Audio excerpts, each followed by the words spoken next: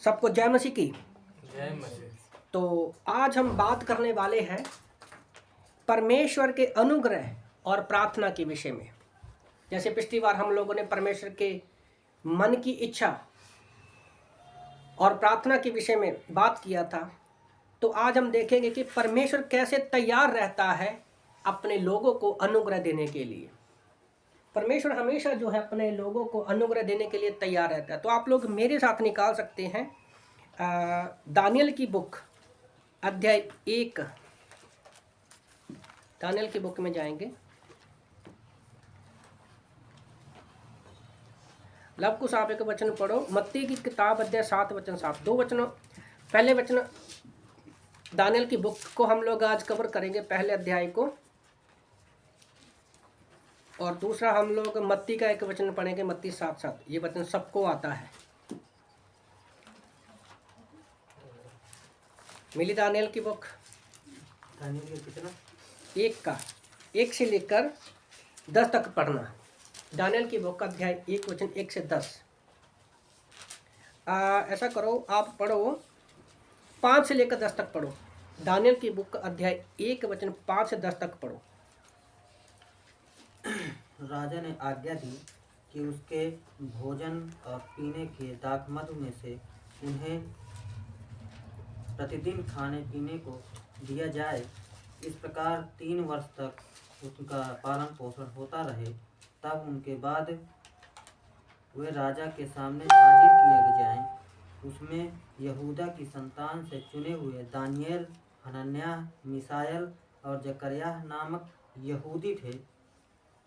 खोजों के प्रधान ने उनके दूसरे नाम रखे, अर्थात दानियल का नाम उसने बेलस्सर, हनन्याह का सदरक, मेशक तथा का मेशक अबेदनगो, जकर्याह का नाम अबेदनगो रखा था। परंतु दानियल ने अपने मन में ठान लिया था कि वह राजा का भोजन खाकर और उसके पीने का दाखमधु पीकर अपवित्र न होए। इसलिए उसने खोजों के प्रधान से विनती की कि उसे अपवित्र न होना पड़े।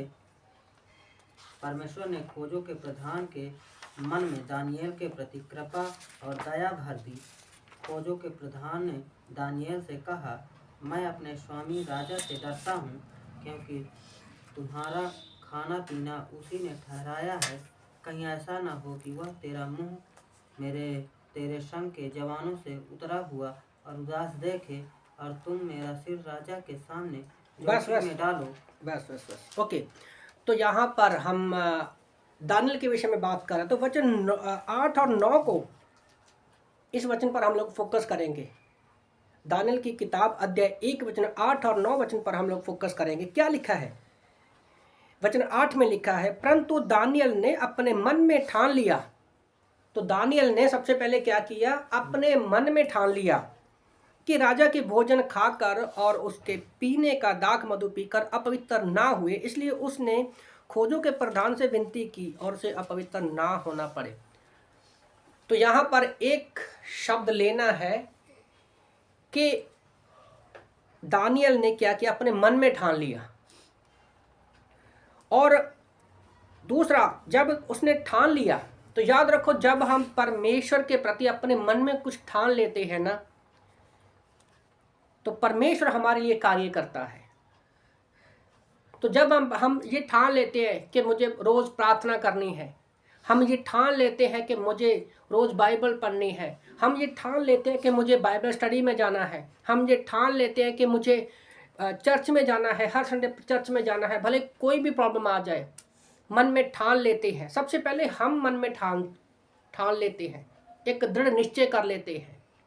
ओके, तो हमारे जीवन में ऑटोमेटिकली क्या है? परमेश्वर कार्य करता है। याद रखो, अगर आपको किसी चीज़ की ज़रूरत है, जब तक आप दुकानदार के पास जाओगे नहीं, तो कैसे वो हमें वो चीज़ देगा? है ना? तो कैसे वो चीज़ हमें देगा वो? तो अब यहाँ का हिस्टोरिकली बैकग्राउंड क्या है? तो 10 वचन में क्या लिखा है? परमेश्वर के अनुग्रह के बारे में आप देखोगे कि जब आप मन में ठान लेते हो, ओके, तो परमेश्वर हमें अनुग्रह देने के लिए क्या है? सर्वदा तैयार रहता है। कैसे देगा, किसके द्वारा देगा, वो हमें नहीं पता। ओके, कैसे देगा, किसके द्वारा देगा, वो हमें नहीं पता। तो हम लोग एक वचन और पढ़ेंगे, मत्ती की किताब अध्याय 7 वचन 7 में। मेन मैसेज में जाने से पहले मत्ती 7:7 में प्रभु का वचन कहता है कि अगर तुम मांगो तो तुम्हें दिया जाएगा, ठीक है, ढूंढोगे तो तुम पाओगे, खटखटाओगे तो तुम्हारे लिए क्या है, खोला जाएगा। ओके, तो इस वचनों को याद रखो, क्योंकि लास्ट में हम लोग यही करने वाले हैं। तो दानियल ने सबसे पहले मन में क्या किया, ठान लिया। बोलो ना, थोड़ा साथ में बने रहो। तो दानियल ने अपने मन में क्या किया, ठान लिया। तो आज आप यहाँ पर बैठे हो, अपने मन में ठान लो कि आज मुझे मैसेज को क्या है, ध्यान से सुनना है। परमेश्वर से प्रार्थना करो, पवित्र आत्मा आपकी अगुवाई करेगा। ओके, तो क्या करता है परमेश्वर, जब हम अपने मन में ठान लेते हैं तो परमेश्वर क्या करता है। यहाँ पर लिखा है वचन, दानियल की किताब अध्याय 1 वचन 9 में, परमेश्वर ने खोजों के प्रधान के मन में दानियल के प्रति क्या कर दिया, कृपा और दया से भर दिया। मैं जब इस वचन को पढ़ रहा था ना कल, तो सडनली मेरा इस पर ध्यान गया। मैंने इस किताब को इतनी बार पढ़ा है, पर इस पर कल एक अलग तरीके से मैं परमेश्वर ने मुझसे बात किया। तो रात के 11:30 बजे मैं मैसेज लिख रहा था। तो दानियल ने अपने मन में ठाना और परमेश्वर ने खोजा के मन को क्या किया, जो वहाँ का अधिकारी था उसके मन को परमेश्वर ने परिवर्तन किया और कृपा और दया और अनुग्रह से परमेश्वर ने भर दिया। ओके, तो अगर इसका हिस्टोरिकली बैकग्राउंड हम लोग देखें तो दानियल जो है बेबीलोन में एक अच्छा उदाहरण है कि ईश्वर का अनुग्रह परमेश्वर हमारे जीवन में क्या है, पूरा कर सकता है। ओके, दानियल के द्वारा आज हम जानते हैं कि परमेश्वर का जो अनुग्रह है, जो कृपा है, जो दया है, वो हमारे जीवन में हमेशा परमेश्वर पूरा करता है। अब दानियल कौन था? दानियल जो था, ठीक है, यहूदा के शाही परिवारों में से आता था। वो एक यंग लड़का था। ओके, तो परमेश्वर का वो आराधक था और बेबीलोन के राजा नबूकदनेस्सर ने उनको बंदी बना लिया था। ओके, जब हम पहला चैप्टर पढ़ते हैं तो यहाँ पर वो बेबीलोन में कैद में है, ठीक है, उस राजा की। तो जब वो राजा आता है उनके पास, ओके, तो उन्होंने क्या किया, दानियल का और उसके दोस्तों का नाम चेंज कर दिया। वो अपने देवता की पूजा करता था। उसके नाम का मतलब मैं फिर किसी दिन बताऊंगा, टाइम की वजह से, कम होने की वजह से। तो वहाँ पर परमेश्वर का इतना अनुग्रह दानियल के ऊपर हुआ कि वहाँ जितने भी उसके प्रधान थे, अधिकारी थे, ठीक है, वो सबसे ज़्यादा ऊंचे रैंक पर पहुँच गया। और दानियल, हम देखते हैं दानियल की जब बुक पढ़ते हैं तो वो परमेश्वर के द्वारा क्या किया था, सबसे ज़्यादा अधिक उसको सम्मान मिला परमेश्वर के द्वारा। तो ये उसकी क्या थी, परमेश्वर की कृपा थी, परमेश्वर की दया थी। और खोजों के प्रधान के द्वारा क्या किया, परमेश्वर ने उसके मन को बदल दिया। हमें पता है कि उसने कहा कि मैं तुझे क्या करूँगा, अच्छा चिकन वगैरह दूंगा, अच्छी दाख मधु दूंगा। तो उन्होंने कहा नहीं, हम लोगों को क्या है, सिर्फ साग पत्त खाना है। 10 दिन तक आप हमें जांचो परखो। 10 दिन के बाद उनके चेहरे जो थे, ओके, जो दाख मधु चिकन खाते थे उनसे वो ज़्यादा उनके चेहरे चहक रहे थे। जब इस वचन को मैंने पढ़ा, मुझे याद है बॉम्बे में जब बाइबल कॉलेज में हम लोग गए, तो पंजाब में तो हम लोग बहुत खाना खाते थे, पर वहाँ पर सिर्फ 2 कटोरी चावल से ही, और सुबह में नाश्ता मिलता था, शाम को 2 कटोरी चावल खाने से ही मैं थोड़ा मोटा भी हो गया और हमारे जीवन में एक बदलाव आ गया। तो ये वचन मुझे अच्छे से लगा कि जरूरी नहीं है कि चिकन खाने से ही आदमी मोटा होता है, नहीं। तो यहाँ पर खाने पीने की बात नहीं कर रहा हूँ, कुछ भी खा सकते हैं, पर यहाँ पर मेन क्या है, परमेश्वर के बारे में हम देखते हैं कि अगर परमेश्वर का अनुग्रह हमारे ऊपर है तो वो साग पत में भी क्या करता है, हमें आशीष देता है। तो एक पहला पॉइंट क्या है, सामान्य और परवानगी। परमेश्वर ही है, ओके। परमेश्वर के अनुग्रह और सम्मान को हम परवानगी के रूप में ले सकते हैं कि परमेश्वर ही है जो हमें अनुग्रह के द्वारा हमें सम्मान देता है और हमें परवानगी देता है। वो कैसे? दानियल क्या था? एक सिंपल लड़का था, कैद से आया हुआ लड़का था, वो कैदी था। पर जैसे ही वो बाबिलोन में आया, परमेश्वर ने खोजा के द्वारा, राजा के द्वारा क्या किया, उसको एक नपुण्य व्यक्ति बना दिया, उसको बड़े अधिकारी का पद दिया गया। तो परमेश्वर कभी भी कहीं भी किसी को कोई भी पद दे सकता है। इसमें हम लोग बाइबल में बहुत सारे उदाहरण देखते हैं कि परमेश्वर का अनुग्रह अपने लोगों पर ही नहीं बल्कि उन लोगों पर भी रहता है जो उसकी जाति के या उसके गोत्र के नहीं थे। मेरा एक मैसेज है परमेश्वर का अनुग्रह। तो 5 स्त्रियों के बारे में मैंने उसके ऊपर अच्छे से प्रीच किया गया। वो अन्य जाति से आती थी, उसमें से एक थी मरियम, ठीक है। मरियम को परमेश्वर ने यीशु मसीह की माँ होने के लिए चुना, क्योंकि किसी भी यीशु मसीह की वंशावली में सिर्फ 5 स्त्रियां आती हैं और किसी की वंशावली में वो नहीं आती हैं। लुका की किताब अध्याय 1 वचन 28 से 33 तक पढ़ते हैं तो यीशु मसीह को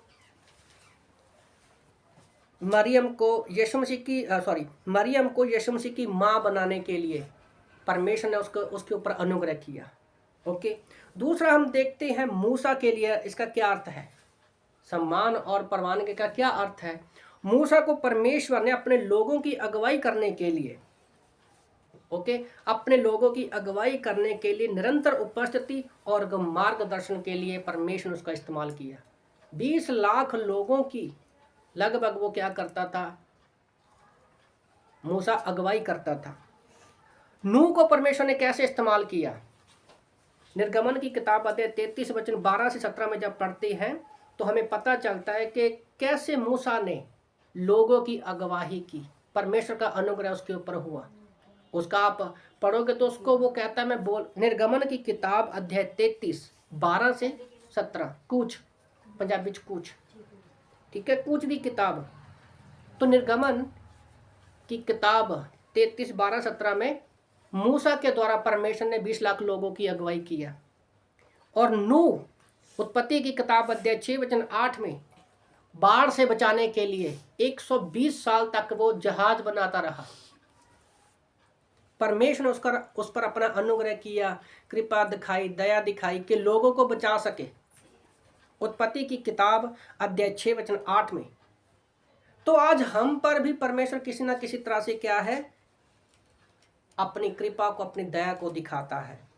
तो हम परमेश्वर की कृपा को कैसे प्राप्त कर सकते हैं? तो यहाँ पर हमें कोई बड़े बड़े कार्य करने की जरूरत नहीं है, हमें पहाड़ों में जाकर तपस्या करने की जरूरत नहीं है, ओके, अपने बदन को छल्ली करने की जरूरत नहीं है। यशाया की किताब अध्याय 66 वचन 2 में लिखा है, यशाया की किताब अध्याय 66 वर्ष 2 में लिखा है कि इसे हम लोग परमेश्वर की कृपा को प्राप्त कर सकते हैं। लिखा है, ये वे है जिस पर मैंने अनुग्रह की दृष्टि रखता हूँ, जो मन में नम्र और खेदित आत्मा है और जो मेरे वचन से कांपते हैं। तो परमेश्वर किस पर कृपा करता है? जो मन में नम्र है, मन में टूटे हुए हैं, दुखी है, और जो परमेश्वर के वचन से क्या है, कांपते हैं। आज हम लोग क्या करते हैं, बाइबल को ना बड़ी लाइटली ऐसे काश में, कच्छ में ऐसे अपने हाथ में लेके खड़े हो जाते हैं। मैं ऐसे लोगों को जानता हूँ, बाइबल को बड़ा ऐसे संभाल कर रखते हैं, तकिए के नीचे सो जाते हैं, बाइबल हाथ में लेकर प्रचार करते हैं, पर बाइबल के बारे में जब उनको पूछो तो उनको कुछ पता ही नहीं होता। तो परमेश्वर का वचन जो बहुत पवित्र है, अगर आप जो शब्द है ना यहावे, इजरायली लोग इसको ऐसे नहीं बोलते, तो बहुत पवित्र रीति से उसको मानते हैं। तो कैसे हम लोग परमेश्वर की कृपा को प्राप्त कर सकते हैं? जो परमेश्वर से प्रेम करते हैं, ओके, परमेश्वर की कृपा पाने के लिए क्या करना है? 4 पॉइंट है। जो परमेश्वर से प्रेम करना है, परमेश्वर का आदर करना है, परमेश्वर का सम्मान करना है और परमेश्वर को वचन से होकर प्रसन्न करना है। परमेश्वर से प्रेम करना है, आदर करना है, सम्मान करना है और वचन से परमेश्वर से प्रसन्न करना। जब हम बाइबल पढ़ते हैं, याद रखो परमेश्वर का सबसे पहले बात करने का जरिया क्या है? वो बाइबल है। ज़्यादातर मुझसे तो परमेश्वर वचन से ही बात करता है। ओके, अब इसका मतलब ये नहीं है कि जिसके ऊपर परमेश्वर कृपा करे, दया करे, वो व्यक्ति सिद्ध होना चाहिए, है ना, संपूर्ण होना चाहिए। नहीं, परमेश्वर ने जैसे नूहा को चुना, अब मरियम को चुना, मूसा को चुना, नूह को चुना, कोई भी व्यक्ति परफेक्ट नहीं था। उन पर स्पेशल अनुग्रह हुआ, पर कोई भी व्यक्ति परफेक्ट नहीं था। आज हम पर भी परमेश्वर अनुग्रह करता है, पर कोई भी परफेक्ट नहीं है। ओके, इसका मतलब ये भी नहीं है कि व्यक्ति के पास परमेश्वर के लिए कुछ होना चाहिए अगर परमेश्वर की कृपा को प्राप्त करना है। तो अमीर व्यक्ति सोचता है कि मेरे पास धन दौलत है, मैं सब कुछ ले सकता हूँ, पर परमेश्वर उल्टा है। परमेश्वर को ये 4 चीजें चाहिए: प्रेम, आदर, सम्मान और वचन।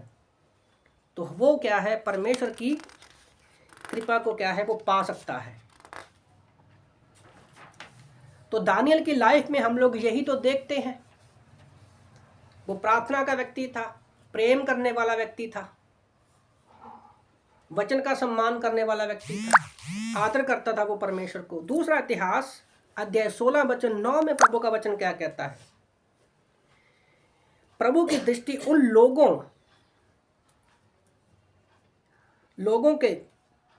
प्रभु की दृष्टि उन लोगों को बल देने के लिए पृथ्वी भर में फैली हुई है जिनके हृदय पूरी तरह से उसके प्रति समर्पित है। तो परमेश्वर किन लोगों पर अपनी कृपा करता है? भले आप बीमार हो, परेशानी में, कितना बड़ा पाप क्यों ना किया हो, पर परमेश्वर की दृष्टि जो है उन लोगों पर हमेशा लगी रहती है जो अपने आप को परमेश्वर के प्रति समर्पित करते हैं। कई बार शैतान हमारे मन में डाल देता है, नहीं नहीं नहीं नहीं, तुमने पाप किया है, तुम इस योग्य नहीं हो। पर रोमन 5:20 में प्रभु का वचन कहता है, जहां पर पाप बढ़ा वहां पर परमेश्वर का अनुग्रह और भी ज्यादा हुआ। जहां पर पाप बढ़ा वहां पर परमेश्वर का अनुग्रह और भी ज्यादा हुआ। शायद रोमियो 5:20 में ये वचन है।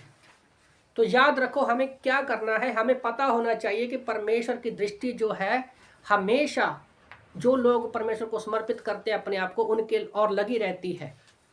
तो बस हमें परमेश्वर के पास जाना है और जाके हमें करना क्या है? चुप नहीं रहना।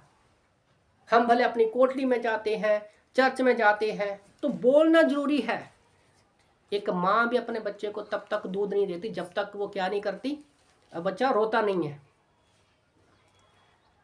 तो जब हम, तीसरा पॉइंट क्या है? जब हम मांगते हैं तो परमेश्वर हम पर अनुग्रह देता है। मांगने से अनुग्रह प्राप्त होता है। ऑलरेडी परमेश्वर ने दे दिया, पर कई बार हम लोगों को लगता है कि हम इसके लायक नहीं है। पर जब हम मांगते हैं परमेश्वर से कि परमेश्वर मैं कुछ नहीं कर सकता, मेरी सहायता करो। जब हम वचन पढ़ते हैं, ओके, भजन संहिता 119 का 58 साम्स 119 वर्स 58, भजन संहिता जबूराती पोथी 119 का 58। तो हमें परमेश्वर से मांगना है। अनुग्रह को हम लोग मांग सकते हैं। अनुग्रह का पंजाबी में इसका मतलब है कृपा, उसकी दया। ओके, मैं पूरे मन से तेरे अनुग्रह की याचना करता हूं, अपने वादे के अनुसार मुझ पर अनुग्रह कर। सोचो, तो यहां पर मांगने वाले को पता है, वो कहता ना अपने वादे के अनुसार। तो किसी ने, परमेश्वर ने उसको पता है कि परमेश्वर ने वादा किया है कि तू मांगेगा अनुग्रह तो मैं तुझे दूंगा। तो परमेश्वर ने क्या किया? अनुग्रह भी दिया तेरे वादे के अनुसार। तो उसको ये मांगने का वादा कहां से पता चला? इस बाइबल से। ओके, बाइबल पढ़ते हैं तभी तो हमें पता चलते हैं। तो मांगने से हमें क्या है? परमेश्वर का अनुग्रह मिलता है। और लुका की किताब अध्याय 2 वचन 52 में लुक चैप्टर 2 वर्स 52 में प्रभु का वचन क्या कहता है? आज आप जीवन में जीते हो तो परमेश्वर को अपने को दिया तो उसके अनुग्रह क्यों ना मांगे, जैसे यीशु परमेश्वर और मनुष्य के साथ में था। तो परमेश्वर ने अनुग्रह के रूप में क्या किया? अपने बेटे यीशु मसीह को दिया ना। आज हमारे बीच में परमेश्वर और हमारे बीच में कौन है? यीशु मसीह है। तो रोमन की किताब अध्याय 8 वचन 32 में परमेश्वर का वचन क्या कहता है कि जब मैंने अपना इकलौता बेटा दे दिया तो मैं तुझे बाकी चीजें क्यों ना दूंगा। याद रखो, आज कोई 40 साल 50 साल से ऊपर यहाँ पर नहीं है जितने भी चर्च में बैठे हैं, पर परमेश्वर ने आपके पैदा होने से पहले ही क्या किया? यीशु मसीह को क्रूस पर दे दिया। तो आज जब अगर आप मांगते हो तो हमें क्यों नहीं दिया जाएगा? मत्ती 7:7 में क्या लिखा है? मांगो तो दिया जाएगा, खटखटाओ तो खोला जाएगा, ढूंढोगे तो पाओगे। मांगना किसने है? हमने। देगा कौन? यीशु मसीह। खटखटाना किसको है? हमने। देगा खोलेगा कौन? यीशु मसीह। तीसरा क्या था? मांगना, खटखटाना और खोजना। ढूंढना किसने? हमने। 3 काम हम करो, 3 काम प्रभु करेगा। ओके, तो 3 काम हमें करने हैं। ओके, तो अभी क्या है? तो हम मांगना कैसे है? अब मैं प्रार्थना के ऊपर आता हूं। दानियल एक प्रार्थना का व्यक्ति था, तो मांगना कैसे है? ओके, तो इसके लिए पॉइंट याद कर लो। पहला पॉइंट क्या है? पहला पॉइंट है हमें हमेशा मांगते रहना चाहिए। ओके, तो हमेशा मांगते रहना चाहिए। लुका की किताब अध्याय 18 वचन 1 में, लुका की किताब अध्याय 18 वचन 1 में खुदा का वचन कहता है नित्य प्रार्थना करना और हियाव न छोड़ना चाहिए। तो जब हम प्रार्थना करते हैं रोज, तो हमें साहस रखना चाहिए कि परमेश्वर ने हमें दे दिया है। ओके, याकूब की किताब अध्याय 1 वचन 6 में लिखा है कि जब तुम मांगते हो तो शंका ना करो। अगर जो व्यक्ति मांगने के बाद शंका करता है तो उसका भरोसा पता किसके जैसा है? समुंदर की लहरों के जैसा है। बॉम्बे में बहुत सारे बीच है, हम लोग जाते हैं कभी कभी घूमने के लिए। तो इस वचन को मैं सोच रहा था, तो वहाँ पर मेरे प्रभु ने मन में डाला, एक यूट्यूब पे मैंने वीडियो डाला, पीछे समुंदर की लहरें हैं और मैं इस वचन को प्रीच कर रहा हूँ। तो मन में थॉट आया, है ना, क्योंकि बाइबल पढ़ी हुई थी तभी तो ये वचन याद आया। तो याद रखो, हमें रोज मांगना है, हमेशा बस मांगते रहना है। तो परमेश्वर क्या करता है? हमें देता है, वो हमें छोड़ना नहीं, हमें हम लोगों को हियाब नहीं छोड़ना। कल मैं परमजीत से बात कर रहा था, अच्छा लगा कि अपने हस्बैंड के लिए प्रार्थना कर रहे 3 दिन से, दिन रात सुबह शाम, और परमेश्वर ने की प्रार्थना को उत्तर दिया। हालेलुया। तो ना प्रभु की महिमा के लिए ताली बजाए हमने कि परमेश्वर ने कार्य किया। ओके, तो दूसरा फिर एक है पहला थस्सलुनीयों अध्याय 5 वचन 17 में भी कहता है, पहला थस्सलुनीयों अध्याय 5 वचन 17 में कि हमेशा प्रार्थना में लगे रहो। ओके, बस 5 मिनट और है।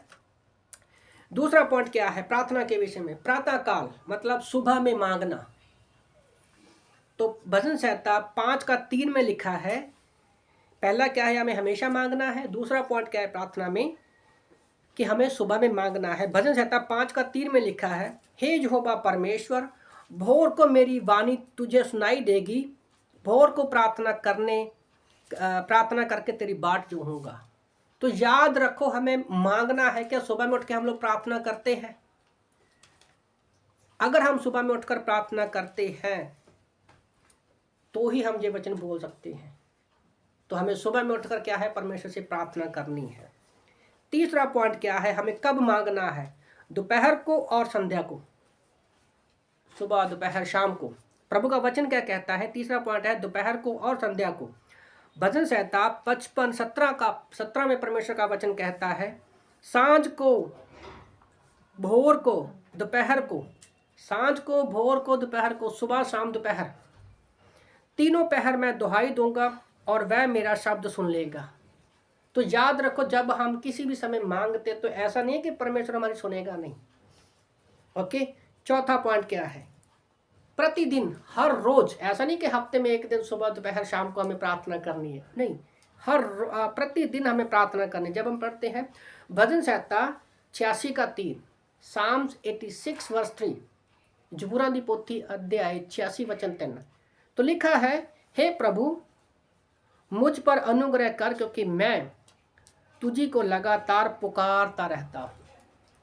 तो दानियल जो था वो पुकारता रहता था।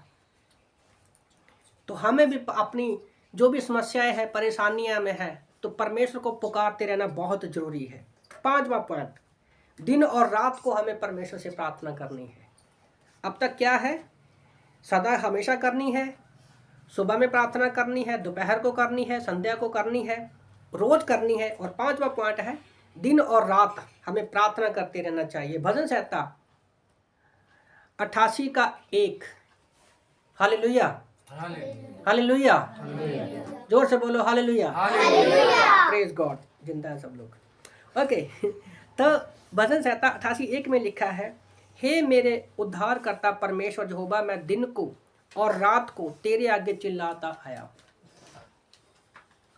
तो ये हमारे प्रार्थना करने का एक समय है कि हमें मांगना कब कब है, कैसे कैसे है, बाइबल ही हमें बताती है। ओके, तो दानियल 6:10 में, तो इस वचन के साथ मैं क्लोज करूंगा। दानियल 6:10 में लिखा है कि दानियल प्रतिदिन 3 बार प्रार्थना किया करता था।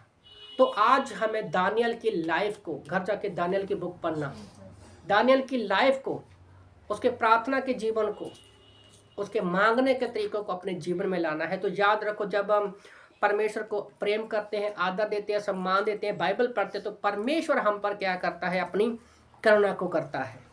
तो आज अगर आप दानियल हो तो अच्छी बात है, अगर नहीं है तो सबसे पहले परमेश्वर से मांगो कि प्रभु हमें दानियल के जैसा प्रार्थना करने वाला बना। ओके, तो आइए हम आंखों को बंद करेंगे और अपने मन में परमेश्वर से प्रार्थना करेंगे कि प्रभु जी हमारी सहायता करो, मदद करो कि हम दानियल के जैसे, जो अनुग्रह आपने उस कैद की जगह में भी अधिकारी के द्वारा उसके जीवन में अनुग्रह, कृपा दिखाई, दया दिखाई, परमेश्वर हमें भी ऐसी दया तू दिखाता है। हमें दानियल के जैसा प्रार्थना का जीवन दे खुदावन यीशु। हम प्रार्थना करते हैं उन सारी बीमारियों के लिए, परेशानियों के लिए, चिंताओं के लिए। तू हमारी सहायता कर, मदद कर। और जो भी इस प्रार्थना को सुन रहा है, परमेश्वर सब लोगों को छूकर पूरी रीति से चंगाई देगा। तो इन वचनों को ध्यान से सुनना, पढ़ना दानियल की बुक को, और परमेश्वर से प्रार्थना करना। हमें हमेशा प्रार्थना करनी है, प्रतिदिन करनी है, सुबह शाम दोपहर को करनी है, रात को करनी है, ताकि हम उसके वचन में बढ़े। मैं प्रार्थना करता हूँ प्रभु, जितने भी लोग हैं सबको आप छूना, आशीष करना, सबको बीमारी, परेशानियों, चिंताओं से बचाना, कर्जों से मुक्ति देना। और मैं प्रार्थना करता हूँ प्रभु जी कि अगर किसी ने भी अब तक आपको उद्धारकर्ता के रूप में ग्रहण नहीं किया है, तो एक सिंपल सी प्रार्थना आप लोग मेरे पीछे कर सकते हो। प्रभु यीशु, हम पापी हैं, हम अपने सारे पापों को, गुनाहों को मानते हैं।